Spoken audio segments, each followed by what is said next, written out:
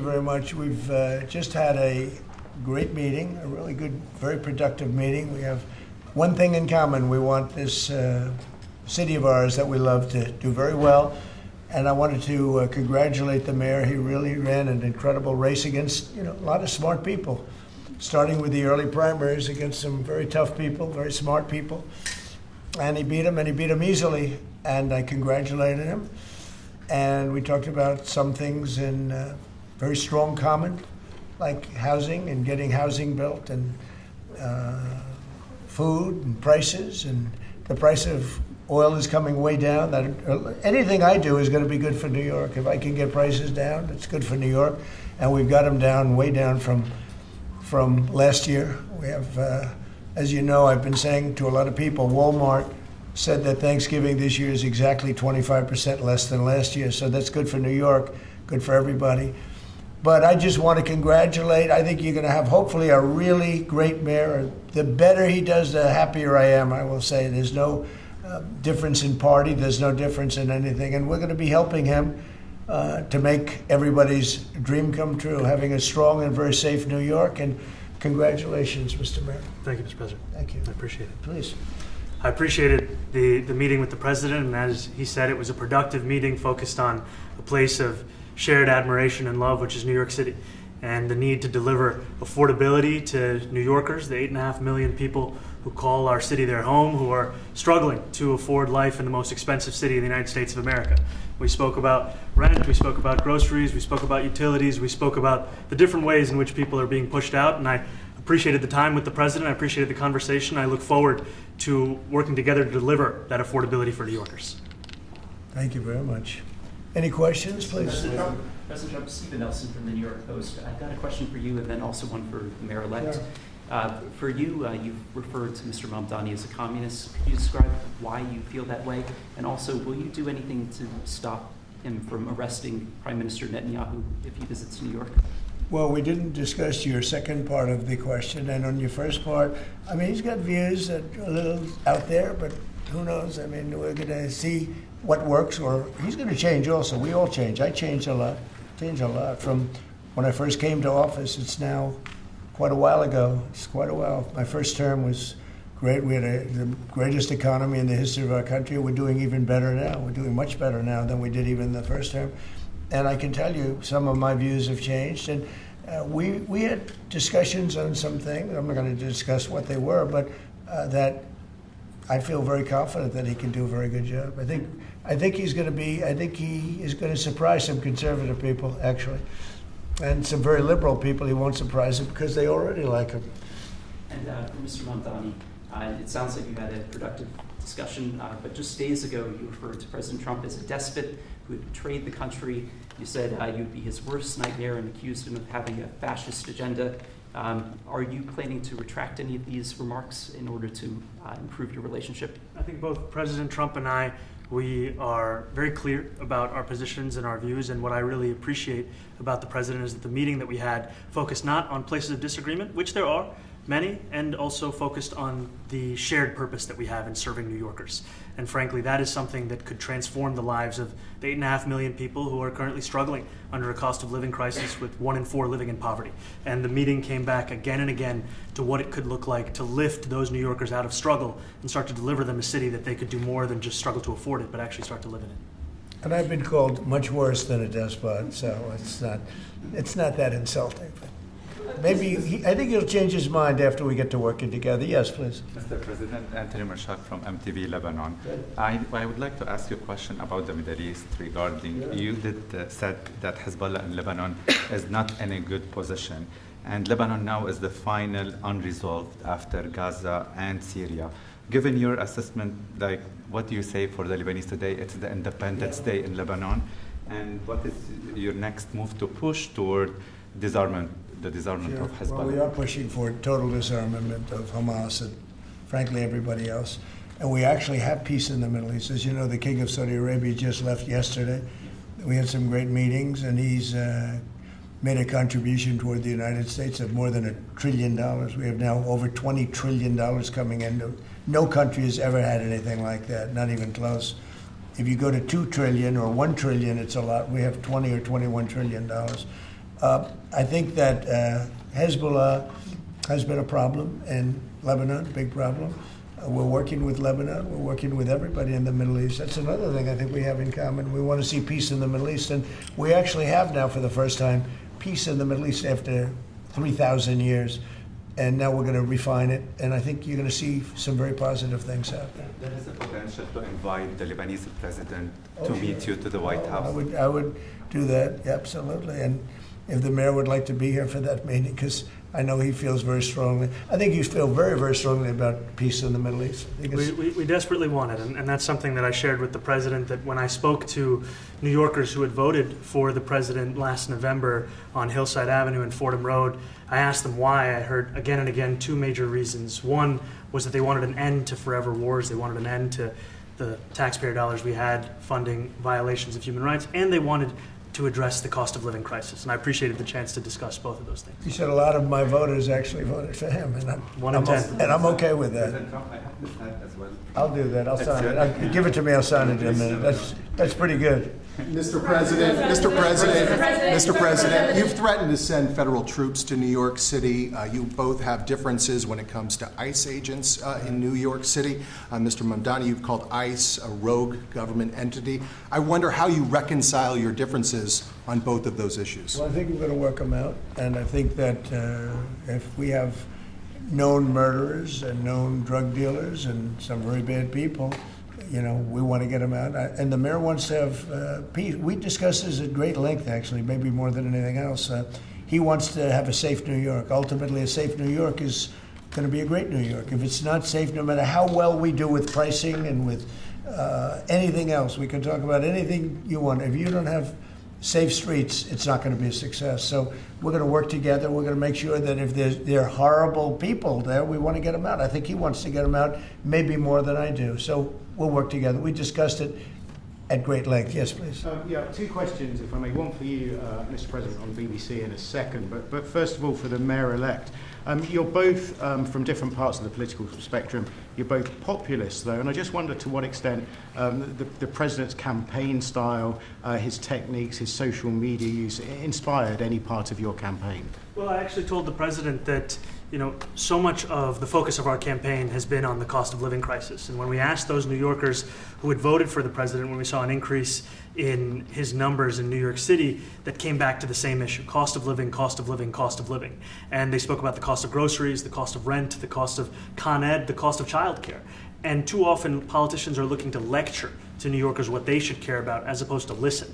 And when we spoke to those voters who voted for President Trump, we heard them speak about cost of living. We focused on that same cost of living, and that's where I am really looking forward to delivering for New Yorkers in partnership with the president on the affordability agenda. And I think we have to work a little bit. We talked about Con Edison. We have to work a little bit on getting the prices, because we've gotten fuel prices way down, but it hasn't shown up in Con Edison. And we're going to have to talk to them. If we're sending them fuel at a much lower price than it was a year ago, which is true, we have to get Con Edison to start lowering their rates. Absolutely. And if I may, last week you told me you were pushing ahead with your plans to sue the BBC for up to $5 billion. You're going to speak to Prime Minister Starmer as well. Is there any progress or any updates on those issues? Well, we get along very well with the Prime Minister. We made a deal with UK. I like him. He's a fine person. And, I think they have some big energy problems. They've got windmills all over the place. They're going to have to start using other methods because their energy is out of control. Talking about in the UK, it's out of control. And he's got that problem. He's got a big immigration problem, as you know, and he's got a big energy problem. And we talk about it. He's a good man. Prime Minister's a good man. You have a chance to speak this week? I haven't spoken this week. Mr. President, have you spoken to President Zelensky, or do you intend to meet with him? President Zelensky, about your plan? Are you going to meet with him? I've spoken with their people. We have a plan. It's horrible what's happening. It's a war that should have never happened. It would have never happened if I was president, and it's a shame. And I thought they should have acted quicker. But it's a cold winter, and a lot of the you talk about utilities, but a lot of the big energy-producing plants have been under attack, to put it mildly, to put it nicely. We have a way of getting peace, or we think we have a way of getting peace. He's going to have to approve it. Just so sad, so many people. Last month, they lost 25,000 soldiers. This is something, we haven't seen anything like this since the Second World War. And they're averaging 6,000 or 7,000 a week between the two of them, dead soldiers. And it goes on, and I think they're getting reasonably close, but I don't want to predict. I would have said that would have been one of my early ones. I did 8 peace deals of countries, including in India, Pakistan. You could even go, in fact, they're coming here in a week or two, go to the Congo and Rwanda. That was 10 million people dead, and we worked something out on that. But so many, and the one I thought would have been, for me, because I have a very good relationship with President Putin, I thought that would have been maybe quicker. But it does take 2 to tango. And now you just see all the death. And, it doesn't affect us other than the fact that we don't want to see all those people dead. Really, it's on the other side of the ocean. It's a war that should have never happened. It did happen. I blame the person also sitting right behind this desk. This is a war that should have never happened, and it wouldn't have happened if I were president. But we're trying to save a lot of lives. They're losing 25,000 lives over the last short period of time. That's Ukrainian and Russian, and it's a shame. I want to ask the mayor-elect about a House resolution. It just passed overwhelmingly to condemn socialism, including with 86 Democrats, all of House Dem leadership, and the minority leader, Hakeem Jeffries, despite his endorsement of you. What's your reaction to that? I have to be honest with you, I focused very little on resolutions. Frankly, I've been focusing... Condemn socialism. I understand. I think the focus is on the work at hand. I can tell you I am someone who is a democratic socialist. I've been very open about that. And I know there might be differences about ideology, but the place of agreement is the work that needs to be done to make New York City affordable. That's what I look forward to. And I want to clarify your answer to Stephen Nelson. He asked about your comment calling the president a fascist, and your answer was, both President Trump and I have been clear about our positions and our views. Are you affirming that you think President Trump is a fascist? I've spoken about... That's okay. You can just say yes. Okay. All right. Okay. It's easier. It's easier than explaining it. I don't mind. And Mr. President, I wanted to ask you also about this Ukraine plan. Yeah. President Zelensky said today that his country would risk either giving up a partner or giving up its dignity. There's been criticism that this deal proposal... He doesn't like it? It's unclear. He was sort of tenuous about it. He'll have to like it, and if he doesn't like it, then they should just keep fighting, I guess. The suggestion that he made, though, was that if he doesn't accept it, that the U.S. would pull back its support for Ukraine. Is that Well, at some accurate? point he's going to have to accept something. He hasn't accepted. You remember right in the Oval Office not so long ago, I said, you don't have the cards. Don't forget, I inherited this war. This war never would have happened. I inherited this war. And I thought he should have made a deal a year ago, 2 years ago. The ultimate deal would have been if it never started. That would have been the good deal. That could have been done too if you had the right president, but you didn't have the right president. Mr. President, the cost of living is something that you and Mr. Mamdani seem to agree on. Democrats have run New York City for a long time, Mr. Mamdani. Do you see Democrat policy specifically as being a problem? And I'd like that be a question that both of you could answer in New York City. Look, I think that there are many things in our city where we have to own the responsibility of it, things that existed long before the president was the president. And those are also part of the message of our campaign, was to take on a broken politics of the past. And I ran against a number of candidates who represented different versions of that past. And what we found time and again is that working people were left behind in the politics of our city. And what we're looking to do is put those people right back at the heart of our politics so that we don't have a situation where we're in the wealthiest city in the history of the world, and yet 1 in 5 can't even afford $2.90 for a Metro card. Mr. Mamdani. We had some interesting conversation, and some of his ideas really are the same ideas that I have. But a big thing on cost, the new word is affordability. Another word is just groceries. It's sort of an old-fashioned word, but it's very accurate. And they're coming down high. They were, we had, both of us, we had the highest inflation in the history of our country the last 4 years under the Biden administration. And we've got inflation down now to a normal number. It's going to go even a little bit lower than that. Katie, do you have something? Mr. President, thank you so much. Mr. Mamdani often talks about New York City being covered by international law, that they will follow international law. It doesn't often talk about the U.S. Constitution. What is your response to that? Well, I don't know what you're referring to in terms it can be covered by international law, local law. It's covered by a lot of laws, but it's covered by U.S. law. Are you referring to anything in particular? He just says that they're a city that endorses and enforces international law. Is that at odds with U.S. I don't law? know. Would you want to respond to Yeah, that? I think what I've shared with the president is our desire to not only follow the laws of our own city, laws that protect New Yorkers, but also a desire for consistency in our politics across the board. And that's something that we've talked about and something that I know many New Yorkers want. Will you work with ICE? We work with ICE then? We discussed ICE and New York City, and I spoke about how the laws that we have in New York City allow for New York City government to speak to the federal administration for about 170 serious crimes. The concerns that many New Yorkers have are around the enforcement of immigration laws on New Yorkers across the 5 boroughs, and most recently we're talking about a mother and her 2 children, how this has very little to do with what that is. Mr. Mamdani, What we did is we discussed crime. More than ICE per se, we discussed crime. And he doesn't want to see crime, and I don't want to see crime. And I have very little doubt that we're not going to get along on that issue. He wants to, and he said some things that were very interesting as to housing construction, and he wants to see houses go up. He wants to see a lot of houses created, a lot of apartments built, etc. And you know, we actually people would be shocked, but I want to see the same thing. Mr. Mamdani, anti-Israel protesters. Okay. Yeah, Mr. President, I wanted to know one of the policies as well that Mayor-elect Mamdani talked a number of times about on the campaign was shifting the tax burden for property taxes from what he called minority communities to white-based communities and putting more taxes on white people. I also noticed that in your acceptance speech you didn't mention anything about America or Christians or white people in general, and so I didn't know if that was one of the policies that you guys had spoken about. We focused on affordability. We focused on the cost of living crisis. What I will say is that I am very much interested in property tax reform because what we see right now in New York City is a system that is so inequitable that it can't even stand up in court.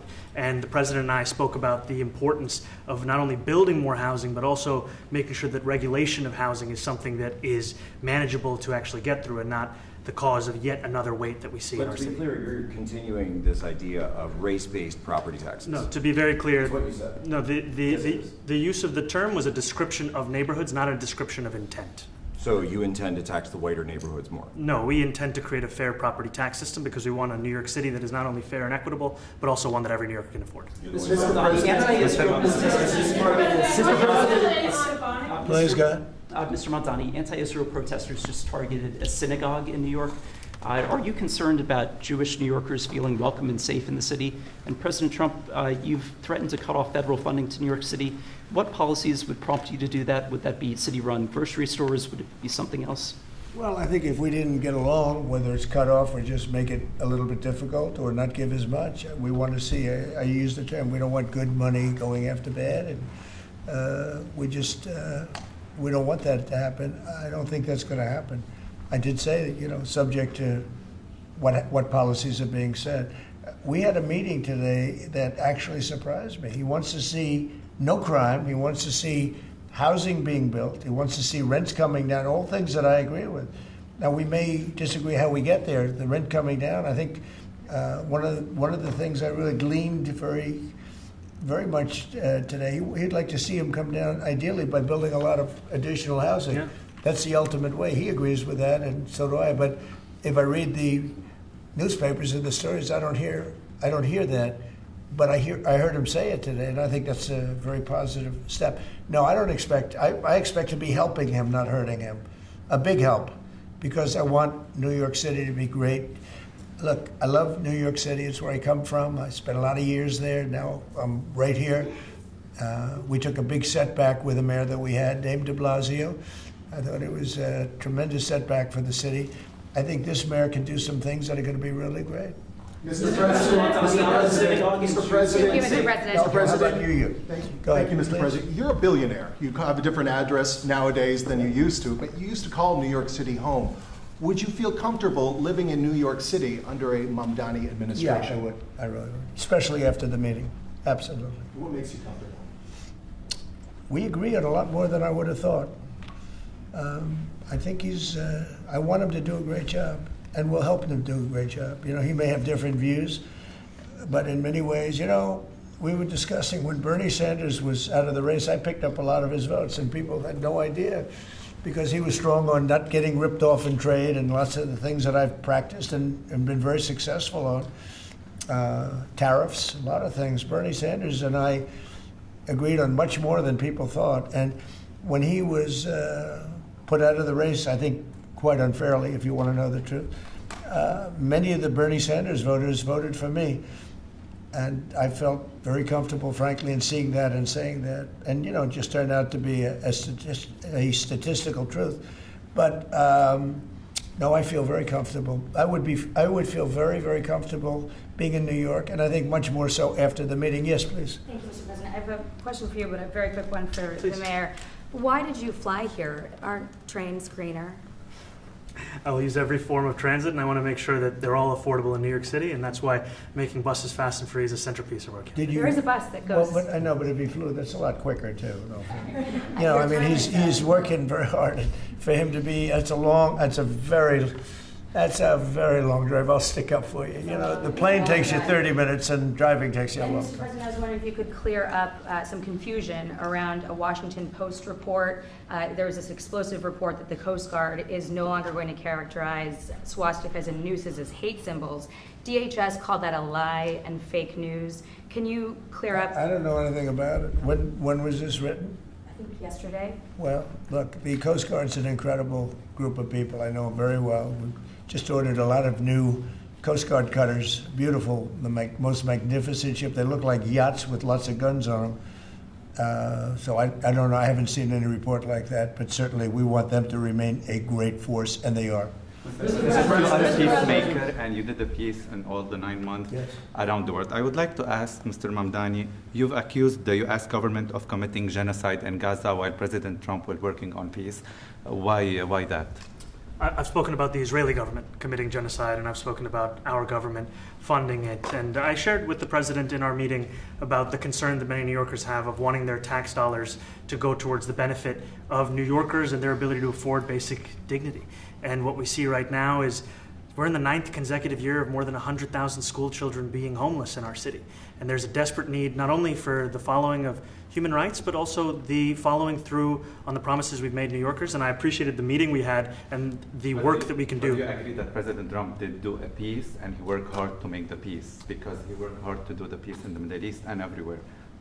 Do you agree with that? I appreciate all efforts towards peace, and I shared with President Trump that when I spoke to Trump voters on Hillside Avenue, including one of whom was a pharmacist that spoke about how President Trump's father actually went to that pharmacy not too far from Jamaica Estates, that people were tired of seeing our tax dollars fund endless wars. And I also believe that we have to follow through on the international human rights, and I know that still today those are being violated, and that continues to be work that has to be done no matter where we're speaking of.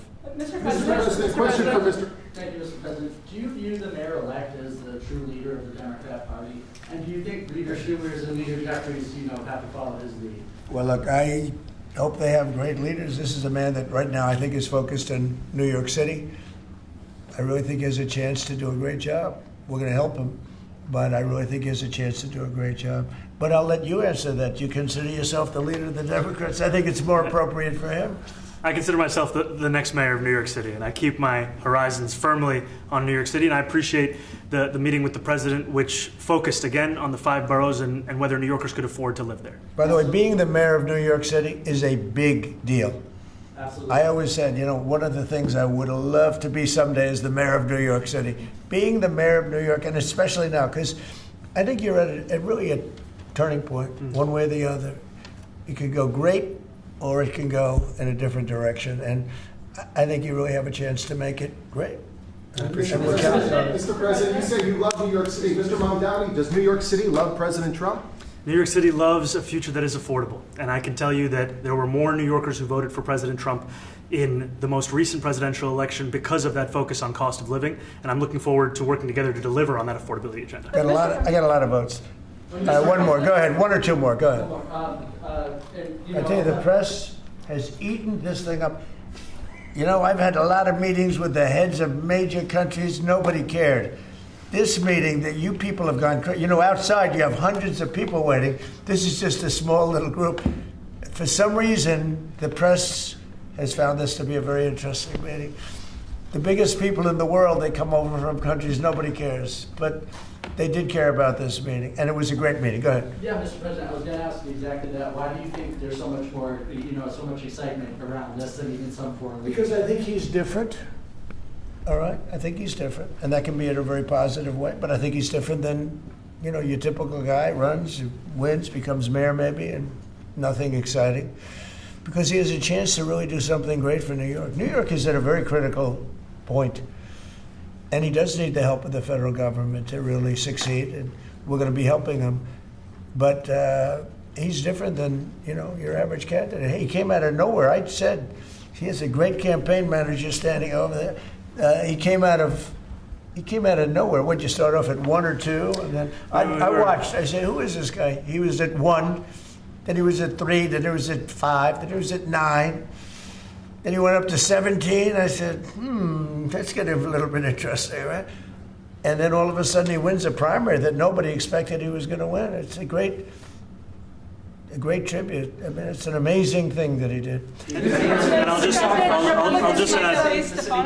add one thing to what the president said. Is one thing I also appreciated is in our meeting to appreciate a portrait of FDR and the incredible work that was done with the New Deal, and also in thinking about what it can look like when the federal government and New York City government work together to deliver on affordability. It can be transformative. We have a great portrait of FDR that I found in the vaults that was missing for years. I found it, and I put it up. He's a Democrat, to the best of my knowledge. He's a Democrat. And when the mayor saw that portrait, he said, "Sir, do you mind if I have a picture taken by that portrait?" It's an amazing portrait. I hope the picture comes out good. But it's an amazing portrait in the cabinet room. So he's a big fan of the New Deal, I guess, and of FDR. Yes, ma'am. Thank you, Mr. President. You said that you both spoke about crime. There are many police officers set to come off the rolls at the end of this year in New York City.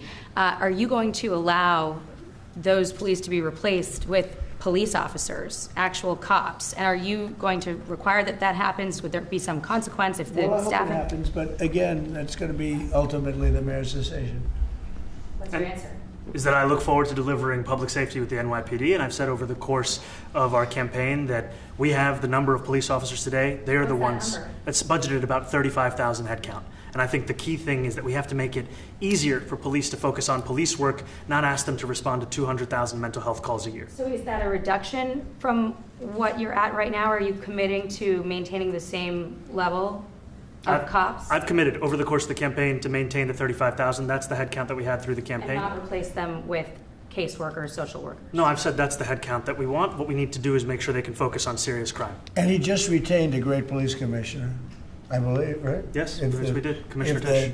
If the newspapers are correct. That one they're correct about. He retained, I think, somebody that is she's a good friend of some of the people in my family, of Ivanka, and they say she's really good, really competent, and he just retained her, so that's a good sign. Mr. President, are there still topics that you see the two of you disagreeing on in the future? And do you think you'll have more meetings like this? There will be topics that we disagree on. I think we'll probably come to a conclusion, and ultimately he'll convince me, or I'll convince him. It's for the good of New York. Ultimately, it's for the good of New York. I don't care about affiliations or parties or anything else. I want to see if this city could be unbelievable, if he could be a spectacular success, I'd be very happy. Do you think you guys will meet more in the future, too? Sure. Do you think you'll meet again in the future, throughout the administration? I think we will. I think we will. I hope we do. I enjoyed the meeting. We had a great meeting.